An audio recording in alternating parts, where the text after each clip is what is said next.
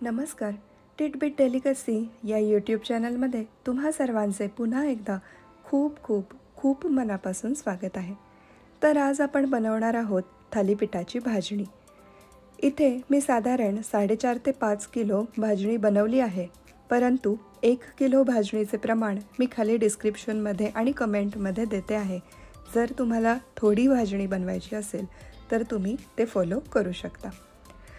व्हिडिओला सुरुवात करण्याआधी जर तुम्ही चॅनलला सबस्क्राईब केलं नसेल तर मी तुम्हाला विनंती करते की कृपया तुम्ही चॅनलला सबस्क्राईब करा, जेणेकरून मला असेच छान छान व्हिडिओ बनवण्याची प्रेरणा मिळत राहील. चला तर मग आता वेळ न दडवता आपण रेसिपीला सुरुवात करूयात. तर सर्वप्रथम आपण साहित्य बघून घेऊयात. तर इथे 1 किलो ज्वारी घेतलेली आहे, 1 किलो तांदूळ घेतलेले आहेत, 2.5 वाट्या हरभरा डाळ, 2 वाट्या उडदाची डाळ, 1 किलो गहू घेतलेला आहे, 2 चमचे प्रत्येकी जिरे, मेथ्या आणि धणे घेतलेले आहेत आणि 1 किलो बाजरी घेतलेली आहे. 1 किलो भाजणीचं प्रमाण तुम्हाला डिस्क्रिप्शन बॉक्समध्ये मिळेल. इथे साधारण ही 5 किलो भाजणी तयार होते. तर भाजणी म्हणजे काय, तर सगळी धान्य छान आपण मंद आचेवरती भाजून घ्यायची खमंग होईपर्यंत. त्यामुळे ती हलकी होतात, पचायला सुद्धा हलकी असतात आणि सगळी धान्य असल्यामुळे भाजणी ही अतिशय पौष्टिक असते. तर त्यामुळे मी सर्वप्रथम इथे एका कढईमध्ये तांदूळ घेतले आहेत. तांदळाला आपण छान मंद आचेवरती खमंग होईपर्यंत भाजून घेऊयात. तांदूळ छान भाजून झालेले आहेत, तर आता आपण त्यांना साईडला काढून घेऊयात. त्यानंतर आता कढईमध्ये इथे 1 किलो ज्वारी घेतलेली आहे, ती सुद्धा आपण छान मंद आचेवरती खमंग होईपर्यंत भाजून घेऊयात.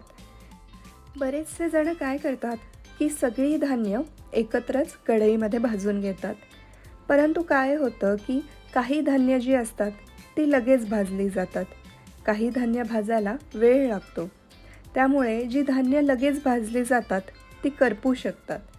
त्यामुळे माझं तरी असं म्हणणं आहे की सगळी धान्य आपण वेगवेगळी भाजावीत. थोडा वेळ जास्त लागतो मान्य आहे, पण 10-15 मिनिटांसाठी धान्य करपवून त्याची भाजणी करण्यात काही अर्थ नाही. तर तुम्ही इथे बघू शकता आपली ज्वारीसुद्धा छान भाजली गेलेली आहे. ज्वारीच्या छान लाह्या देखील फुटलेल्या आहेत. तर आता कढईमध्ये मी 1 किलो बाजरी घेतली आहे, ती सुद्धा आपण छान मंद आचेवरती खमंग होईपर्यंत भाजून घेऊयात. बाजरी देखील छान भाजली गेलेली आहे, तर आता आपण ती देखील साईडला काढून घेऊयात. त्यानंतर कढईमध्ये इथे 1 किलो गहू घेतले आहेत, ते देखील इतर धान्यांप्रमाणे आपण छान मंद आचेवरती खमंग भाजून घेऊयात. जर तुम्हाला ग्लुटेन फ्री भाजणी बनवायची असेल तर इथे तुम्ही गहू स्किप करू शकता किंवा त्याचं प्रमाण थोडं कमी करू शकता. महाराष्ट्राच्या प्रत्येक घराघरांमध्ये भाजणीची थालीपीठंही होतातच. म्हणजे तुम्ही महाराष्ट्रीयन आहात आणि थालीपीठ खात नाही असं होऊच शकत नाही. तर आपले गहू भाजून झाले होते. आता आपण इथे 2.5 वाट्या हरभऱ्याची डाळ घेतली आहे, ती सुद्धा छान खमंग भाजून घेऊया मंद आचेवरती. डाळ भाजून झाली आहे, तर तिला आता आपण साईडला काढून घेऊ. 2 वाट्या उडदाची डाळ घेतली आहे, ती देखील आपण छान मंद आचेवरती खमंग होईपर्यंत भाजून घ्यायची आणि ती भाजून झाली की तिला देखील आपण साईडला काढून घेऊयात. आता इथे 2 चमचे धणे घेतलेले आहेत. तुम्ही काहीही म्हणा, पण धणे आणि जिरे जेव्हा आपण भाजतो तेव्हा त्याचा जो सुवास येतो तो म्हणजे आहा, मस्त एकदम. तर छान धणे भाजून घ्यायचे.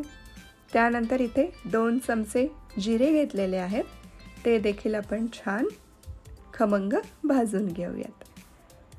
जिरे छान भाजून झाले आहेत, तर त्यांना आपण इथे साईडला काढून घेऊयात आणि आता इथे 2 चमचे मेथ्या घेतलेल्या आहेत, त्यांना देखील मंद आचेवरती छान खमंग भाजून घेऊयात.